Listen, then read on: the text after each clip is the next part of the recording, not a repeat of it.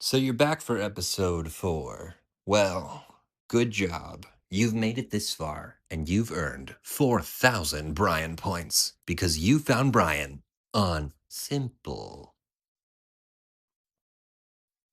Was that too cheesy? Oh God. No. Um, so here's where we left off. You heard me say that Rick and Morty was the reason.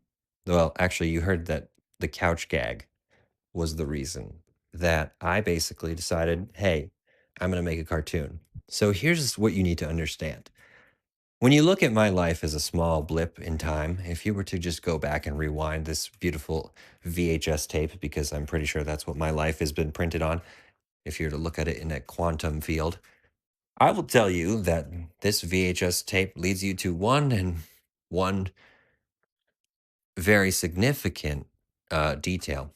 I had no intention of ever watching Rick and Morty. I had no intention of ever watching anything related to The Simpsons. I had no intention of ever watching anything that was related to uh, that genre beyond Family Guy.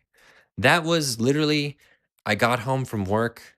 I was done working at the grocery store I worked at, and I said, I need something to watch. I just wanted to sit and honestly snack and eat chips because I was like, I don't like where I'm working. I don't like the place or the business or my bosses. I just want to find something that brings me joy. And you know what? Believe it or not, I did.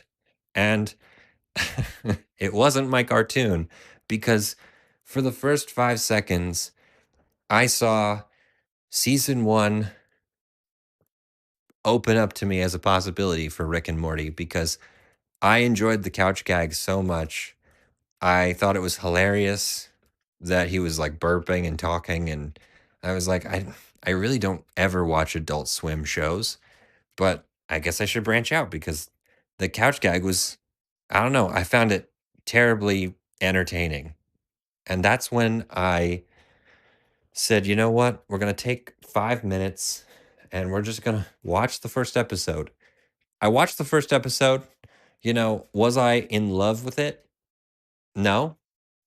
Um, I think what really got me into it was Mr. Meeseeks, because honestly, he seemed to be the character. But just the way the plots unfolded in season 1 were so beautiful. There was like almost no point, but then also they all were linear in such a way that I loved the story, the writing, the way they unfolded, the stupid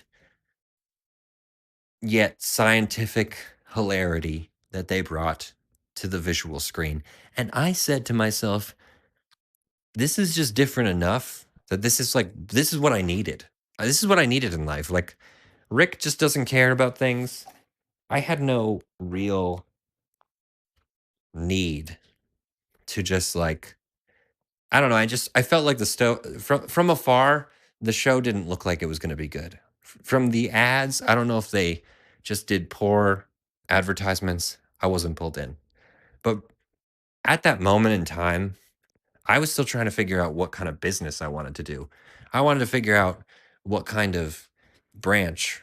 And this is my era of, hey, maybe I start doing stickers on Redbubble. Now, I don't know how many of you out there how many, I don't know how many of you out there actually wanted to do stickers on Redbubble, but um I realized that it was a sign up and then realize you don't have any way to draw digital products on your laptop. So then you just like kind of hold an account in the hopes that someday you'll use it, you know. Sometime you'll branch out, which basically my Redbubble was on hold for like a couple years. But here's the good news. Go back to the Rick and Morty thing. We watched the whole first season and then we say, wow, second season is also here. This was on Hulu, I'm pretty sure, at the time when I first watched it. And I said, without a doubt, I'm watching the second season. Second season was really what set me in stone and said, like, I was solidified as a customer to the viewership of Rick and Morty. And I was not really a fond of Mr. Poopy Butthole, but everything that had everything that had unfolded from season 1 to season 2, I couldn't get enough of it. And the people I told, everyone I told someone else, and someone else told someone else, and then eventually it spread. And I was actually keeping like a weird little map of my friends where I was like, this is beautiful. This is what I want to know is I sat on a couch eating chips, turned on the Simpsons, and it's just so funny how quickly it spread to the point where someone was like, "No, this guy showed me." And I was like, "No, I showed Tom, and then he showed you." And I was like, "I have a whole map." My friend Tom spread that thing like wildfire, but then someone I knew saw it because of someone else who I had shown, and then they showed someone to the point where they were telling me about it through another it was a big loop. So basically, just because my friend circle was tight didn't mean that there weren't outer I kinda have, like there's different circles. There's close friends, friends, best friends, like, there's different levels, and in those levels, you just don't expect to walk up to someone you haven't seen in a while, and then they're like, "Have you seen Rick and Morty?" And then I'm like, "Oh, well, who'd you see it from?" And then it all somehow trailed back right to I was like, "Oh, I heard it they heard it from this person." I'm like, "Oh, well, that person heard it from this person."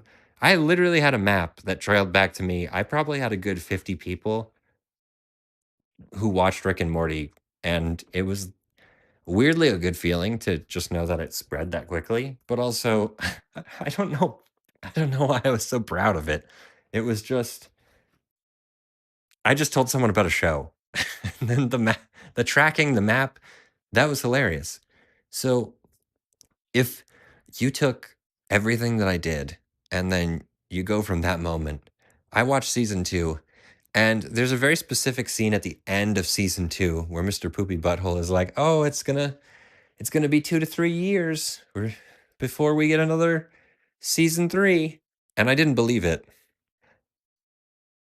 I really thought maybe they're pulling my leg. Maybe for absolutely no reason. They're just no, we're gonna stress them out. Season 3 is actually coming like 6 months from now. It took exactly as long as they said. And the worst part was, I was so broken up about that specific show that my brain, right after watching seasons 1 and 2 of Rick and Morty, kind of went into this little like withdrawal because I was like, what am I going to watch? What am I going to see? I didn't really want to watch Family Guy anymore because not that I drifted away from it, I just didn't think that it was like the older episodes. And I wanted something fresh, and I felt that that was fresh, okay? I felt Rick and Morty at the time was a real treat to watch. A real it was the bee's knees, okay? And then because of this, I sat down and I started to draw. And that is the exact day that I decided, "Hey, I'm going to draw a bunch of characters. I'm going to sit down and come up with a character set that I think could be a not a knockoff Rick and Morty, but I wanted to make my own show, and I really liked the multiversal experience that Ricky that good old Ricky brought no, that Rick and Morty brought to the table. I I liked the portal gun. So, of course, my character had a portal gun, and so did, like, 90 other shows that followed Rick and Morty. But do I think that my show was ready for the big screen? I think if I could have formulated it quick enough, it would have gotten out there And it might have died off with the rest of the shows because at the time, Rick and Morty had such a gravitational pull. I think that nobody would have been ready for it.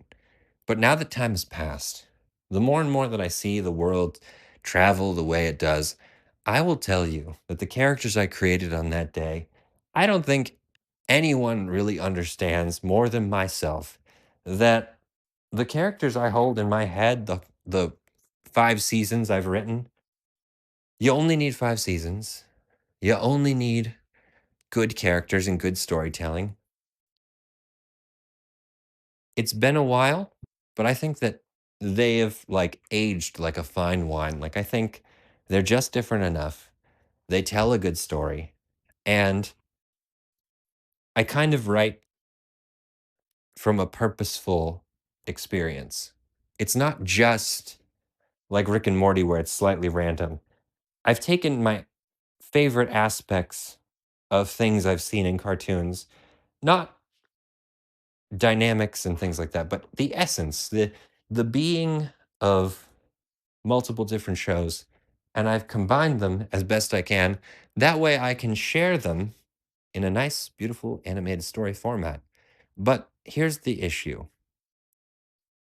Remember how I said previously that I was putting a lot of pressure on myself? I watched Aladdin sometime that week after creating uh, my beautiful character set.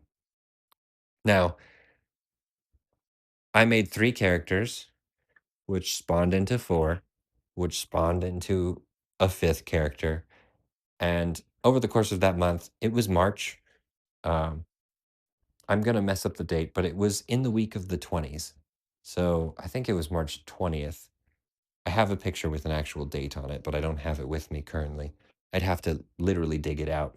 Um, but somewhere in the area of March 20th, 2013, I made a beautiful 3 set character, and I thought the storylines were great. Now, I'm not going to share them just yet with you because I think that for a general building of story, we're not ready for that yet. I think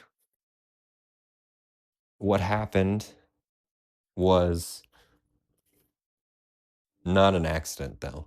I think that what happened was one of those moments when you have uh, intuition, maybe an inkling of a feeling, maybe something that drives you. And in this case, I needed to watch the couch gag that would make me watch the first and second seasons, which would show me that terrible end credit scene where Mr. Poopy Butthole says, it's not coming for 2 to 3 years, only to give me one thing: drive, purpose, and I guess I don't want to say a hunger, but a need to entertain myself, a need to be entertaining to others, a need to share a story and something I could expand on, but create myself. And that formed the show that I speak of.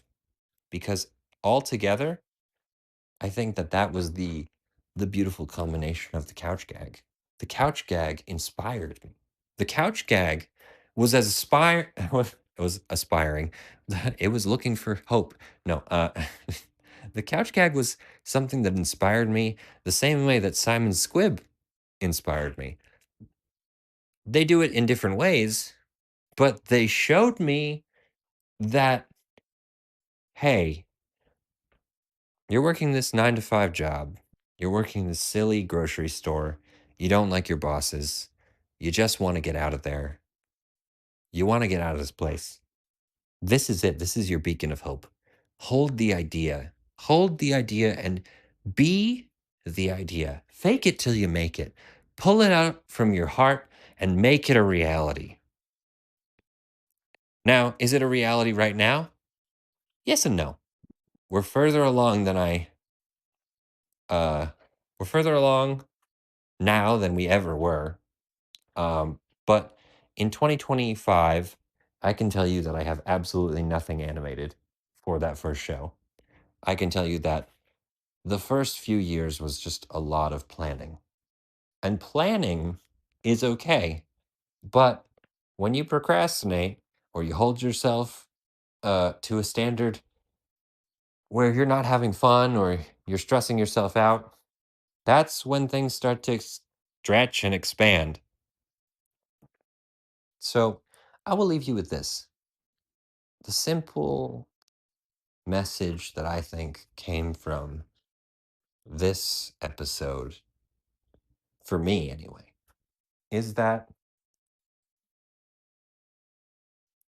inspiration doesn't have to come from hard work. And you never know when inspiration is going to hit. And I also think that inspiration and hope sometimes when in hand when they come hand in hand, when they come together, that creates some real fireworks. And I kind of hope that if you're here listening to this, for some reason, this not so simple, but simple set of words I'm telling you, put something out there, something where you say, you know what, I can do it. If I can get someone out there who says, I heard this and I feel a little more motivated, I'm not alone, so be it. Maybe that was the purpose of all this, even if I don't get my cartoon going. But for now, keep trying.